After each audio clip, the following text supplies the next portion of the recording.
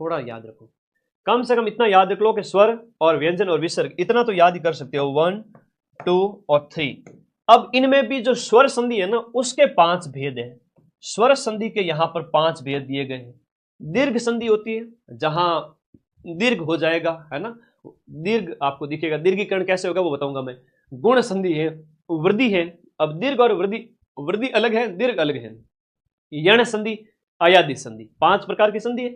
अब जो थोड़ा सा 1 मिनट देखिएगा इधर कि दीर्घ संधि कैसे, दोनों तरफ के समान स्वर मिल जाते हैं। जैसे हिमालय में हिम अ और आ मिल गया तो आ बन गया।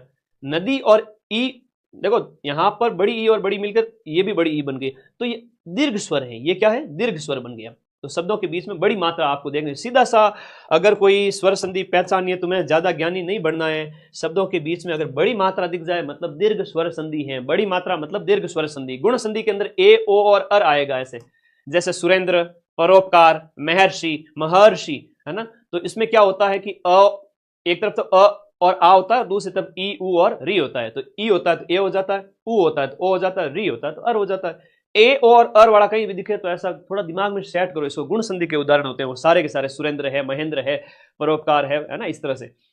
वृद्धि संधि के अंदर क्या होता है कि एक तरफ तो अ और आ है और दूसरी तरफ ए है, ए और ऐ, तो ऐ हो जाता है, ऐ और औ हो जाता है। जैसे तथैव, यथैव, वनौषध, बड़ी मात्रा है ना, ये वृद्धि हो रही है।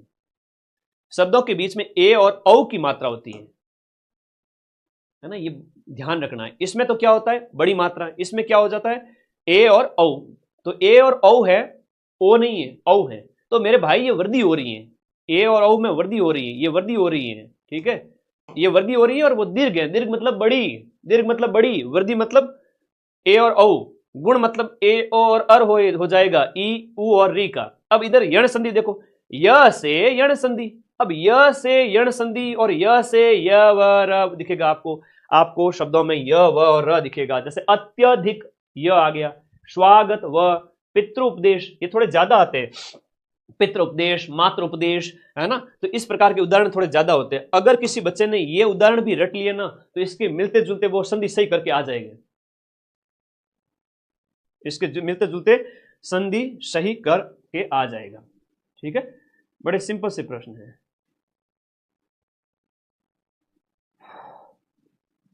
समझ में आ रहा है ना, मजा आ रहा है, एक एक चीज है।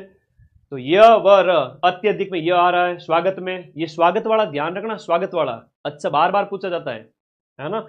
हाँ जी, स्वागत वाला बार बार पूछा जाता है। पितृ उपदेश में र आ रहा है, इस तरह से भिन्न स्वर आ जाए ई उ और री के बाद में। इसमें तो ई उ और री आ रहे थे और यहां पर ई उ री के बाद में भिन्न स्वर आ जाए। जैसे ई यानी अति, ई के बाद में इसमें उ है, इसमें री है, इनके बाद में अलग अलग स्वर आ गए तो वो भिन्न स्वर बन जाएंगे य व र में।